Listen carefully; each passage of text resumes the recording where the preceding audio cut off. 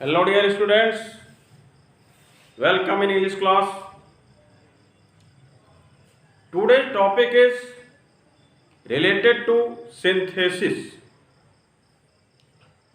Today I will teach you how to make compound sentence by using relative pronoun or relative adverb. आज का topic है compound sentence का निर्माण करना। किस तरह से रिलेटिव प्रोनाउन और रिलेटिव एडवर्ब की सहायता से कंपाउंड सेंटेंस का निर्माण किया जाए, इसकी टीचिंग आपको प्रोवाइड की जाएगी। Before it you had been taught to make compound sentence by using coordinate conjunction. इसके पहले आपको कंपाउंड सेंटेंस को बनाना बताया गया था, जिसमें कोऑर्डिनेट कंजंक्शन की सहायता से कंपाउंड सेंटेंस बनाए जाते थे। लेकिन आज का टॉपिक डिफरेंट। इसमें कंपाउंड सेंटेंस रिलेटिव प्रोनाउन और रिलेटिव एडवर्ब के द्वारा बनाए जाए। किस स्थिति में किस तरह कंपाउंड सेंटेंस का स्वरूप वाक्य लेगा, इसे आप जानेंगे। जैसा कि यहाँ आपके समझ कुछ वर्ड्स लिखे हैं, ये हैं रिलेटिव प्रोनाउन और रिलेटिव एडवर्ब, जो रिलेटिव प्रोनाउन अथवा रिलेटिव एडवर्ब का काम करेंगे। जैसा कि who, which, that, where, when. जैसा क्या मतलब, हु का मतलब होता है जो, जब प्रोनाउन का स्वरूप लेगा। इसी तरह व्हिच का अर्थ भी जो, जिसे, जब प्रोनाउन का स्वरूप लेगा। इसी तरह दैट का भी अर्थ निकलता है जो, जिसे। इसी तरह व्हेयर में जहां, जब रिलेटिव एडवर्ब का स्वरूप लेगा तो स्थान के लिए व्हेयर का यूज किया जाता है। इसी तरह व्हेन, समय के लिए व्हेन का यूज किया जाता है। इस तरह क्लियर हो गया कि प्रोनाउन के रूप में हु, व्हिच, दैट। हु व्यक्ति के लिए और व्हिच और दैट निर्जीव वस्तुओं अथवा पशु पक्षियों के लिए यूज कर सकते हैं। और व्हेयर हमेशा स्थान के लिए, प्लेस के लिए, और व्हेन टाइम के लिए अर्थात समय के लिए। जैसा वाक्य में वर्णन होगा उसी स्थिति के अनुकूल इन प्रोनाउंस का और एडवर्ब का यूज वाक्य में किया जाएगा और वाक्य को कंपाउंड सेंटेंस का स्वरूप दे दिया जाएगा। जैसा कि हु जो है, जो व्यक्ति के लिए आपको बताया गया यूज करने के लिए, जब वाक्य में एंड ही का अर्थ निकले, जैसे और वह व्यक्ति के रूप, तो हु का प्रयोग करें। और जब वाक्य में एंड इट का अर्थ निकले अथवा एंड दे का अर्थ निकले, एक वचन में चाहे बहुवचन में, निर्जीव अथवा पशु पक्षियों के लिए, तो व्हिच और दैट का प्रयोग करें। और जब वाक्य में एंड देयर अर्थात स्थान के लिए, वहां, तो व्हेयर का यूज करें। और जब एंड देन का अर्थ महसूस हो तो समय के लिए व्हेन का यूज करें। इस तरह से इनका यूज करके वाक्य को कंबाइन करेंगे और वह कंपाउंड का स्वरूप ले लेंगे। जैसा कि एग्जांपल्स हैं कुछ। First, I met a lady, she gave me a nice pen. तो इस तरह से आपको बताया गया कि एंड ही का मतलब एंड सी भी हो सकता है, मास्कुलिन जेंडर और फेमिनिन जेंडर, व्यक्ति के रूप में। महिला भी हो सकती है, पुरुष भी हो सकता है। यहाँ महिला, तो एंड ही आर एंड सी। तो आई मेट अ लेडी, मैं एक महिला से मिला। She gave me a nice pen, वह मुझे एक सुंदर कलम अथवा अच्छी कलम दी। तो यहाँ पर वह, मैं एक महिला से मिला और वह एंड ही का अर्थ निकल रहा, अंदर से जो महसूस हो रहा है वह एंड ही अथवा एंड सी। तो यहाँ सी है। तो एंड ही और एंड सी का जब अर्थ महसूस हो तो आपको हु का यूज करना है। व्यक्ति के रूप में जब हो, चाहे महिला चाहे पुरुष, तो आप यहाँ बीच में हु का यूज करेंगे। तो इस वाक्य को जब कंबाइन करेंगे तो होगा आई मेट अ लेडी। अब इसी बीच में, दोनों वाक्यों के बीच में, यहाँ व्यक्ति का वर्णन है फेमिनिन जेंडर के रूप में, तो हु का प्रयोग करें।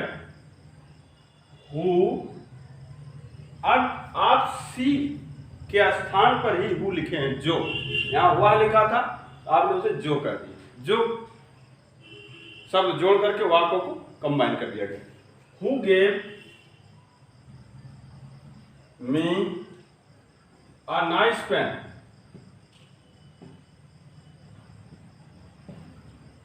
तो अगर आई मेट अ लेडी, मैं एक ऐसी महिला से मिला, who gave me a nice pen, जो मुझे एक अच्छी कलम दी, सुंदर कलम दी।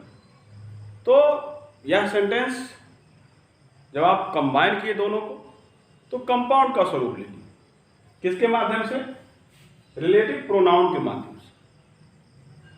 इसी तरह सेकंड एग्जांपल है, ही चेज्ड अ मैड डॉग, वह एक पागल कुत्ते का पीछा किया।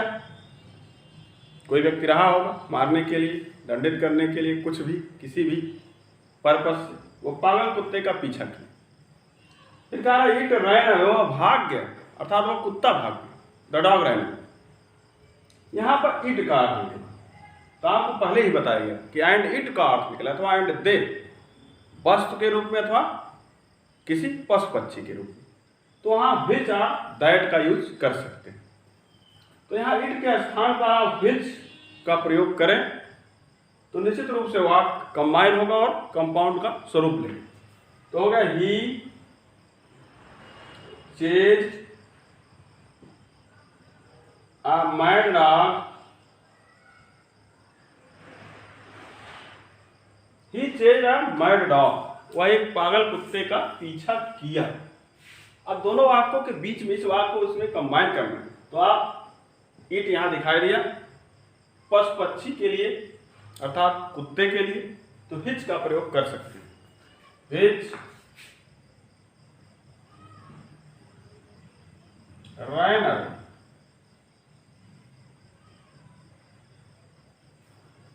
तो हो गया he change a mad dog, which ran away, वह एक ऐसे पागल कुत्ते का पीछा किया जो भाग गया। इस तरह से विच के माध्यम से, रिलेटिव प्रोनाउन के माध्यम से दोनों वाक्यों को कंबाइन करके कंपाउंड का स्वरूप दिया गया। इसी तरह थर्ड एग्जांपल, आई सा हट, मैंने एक झोपड़ी देखा, द हट वाज बर्न, वह झोपड़ी जली हुई थी अर्थात आग से जल गई थी।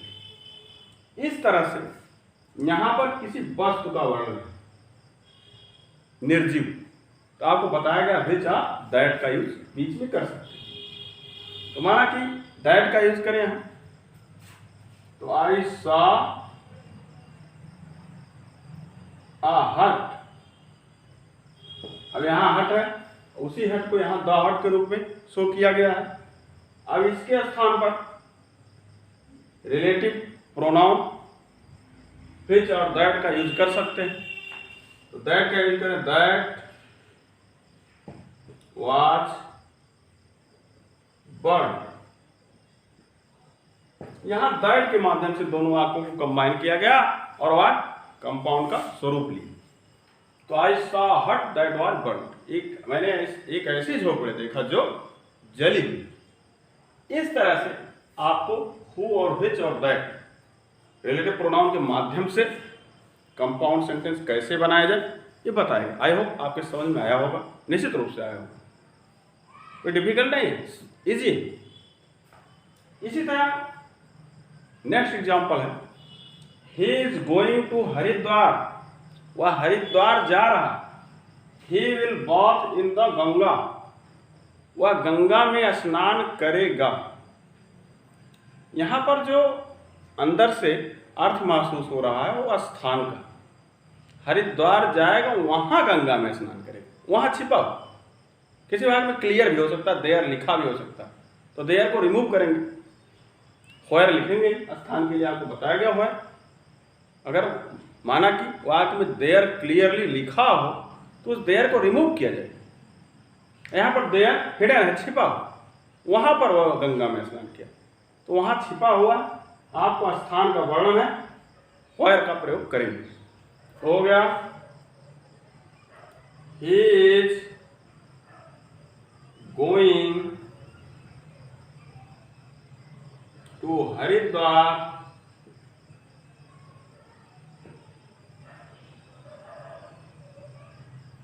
ही इज गोइंग टू हरिद्वार, वह हरिद्वार जा रहा है। फिर आगे लिखा he will bath in the Ganga, वह गंगा में स्नान करेगा। तो जहां वह गंगा में स्नान करेगा तो आप रिलेटिव एडवर्ब व्हेयर का यूज करें। तो व्हेयर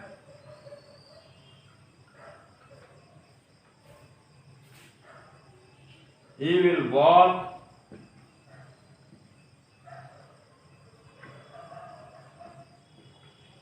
इन द गंगा,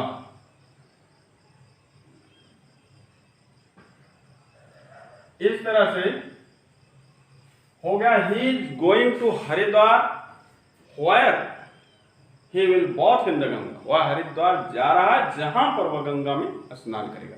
इस तरह से व्हेयर के माध्यम से, इस रिलेटिव एडवर्ब के माध्यम से, क्योंकि स्थान का वर्णन है, दोनों वाक्यों को कंबाइन किया गया और वह कंपाउंड का स्वरूप लिए। इस तरह से किसी भी वाक्य, दो वाक्य हो, उनको जोड़ना हो, स्थान का वर्णन हो, तो व्हेयर का यूज करें। यहां पर लास्ट एग्जांपल के रूप में है, इट वाज 10 o'clock, 10 बजे थे। आई अटेंडेड द मीटिंग, मैंने मीटिंग अटेंड कर लिया। यहां समय का वर्णन, तो आपको बताया गया जब टाइम का वर्णन हो तो व्हेन का यूज करें। तो it was 10 o'clock when I attended the meeting, 10 बजे थे जब मैंने मीटिंग अटेंड किया। कुछ लोग ऐसा भी लिख सकते हैं, I attended the meeting when it was 10 o'clock, अर्थात सेकंड सेंटेंस को फर्स्ट के रूप में लिखें और बीच में व्हेन लिखें और फर्स्ट को इधर लाएं। तो व्हेन का यूज करके, क्योंकि समय का वर्णन, आप दोनों वाक्यों को कंबाइन कर सकते हैं, वह कंपाउंड का स्वरूप लेगा। तो इट वाज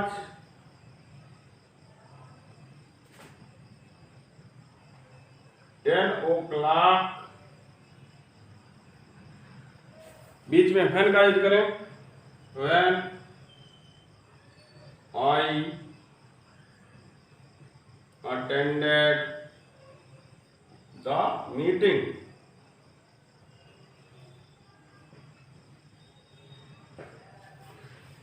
तो इस तरह से व्हेन के माध्यम से दोनों वाक्यों को कंबाइन किया, समय का।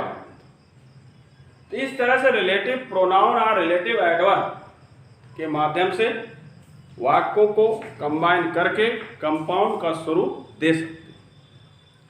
इस तरह से आई होप आपके समझ में आ गया होगा, कॉन्सेप्ट क्लियर हो गया होगा कि किस तरह से रिलेटिव प्रोनाउन और रिलेटिव एडवर्ब के माध्यम से वाक्यों को कंबाइन करेंगे और उनको कंपाउंड का स्वरूप देंगे।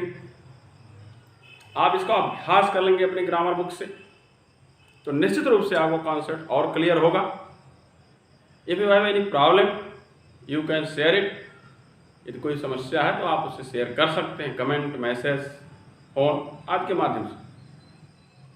और इसके पहले जो कंपाउंड सेंटेंस कोऑर्डिनेट कंजंक्शंस के माध्यम से बताया गया था, उसे भी आप यदि न देखे होंगे तो competitive English by Ashutosh Pandey channel के माध्यम से